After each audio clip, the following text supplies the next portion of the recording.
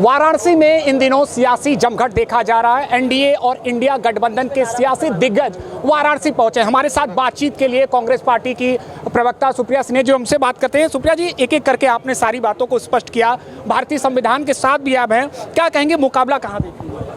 मुकाबला 4 जून को इंडिया गठबंधन की सरकार बनते हुए देख रहे हैं, मुकाबला मोदी जी को हारते हुए देख रहे हैं, मुकाबला इस देश के युवा, इस देश के श्रमिक, इस देश के किसान, इस देश के गरीबों की जीत देखते हुए देख रहे हैं। ऐसे देख रहे हैं मुकाबला।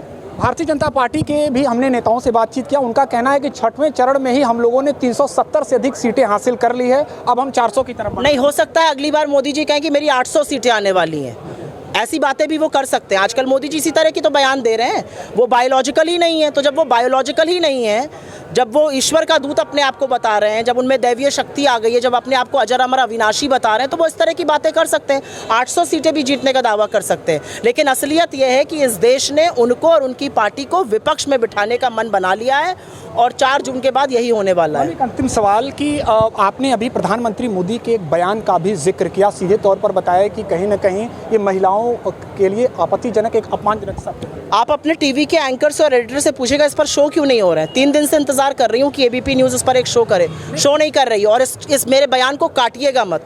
मैं आपसे आशा करती हूँ, विश्वास है और आग्रह है कि इस बयान को चलाइएगा। इस देश का प्रधानमंत्री मंच से एक समुदाय को घुसपैठिया बताता है, ज़्यादा बच्चे पैदा करने वाला, फिर वो औरतों के मंगलसूत्र पे आता है और अब वो मुजरा शब्द का प्रयोग कर रहा है और एक बार नहीं 3-3 बार कर रहा है और इसका समर्थन बीजेपी कर रही है। और आप लोग एक शब्द नहीं बोल रहे हैं। नरेंद्र मोदी से जो मिलता है वो पूछता है आप रेडबुल पीते हैं, फ्रेश कैसे दिखते हैं, शक्ति कहाँ से आती।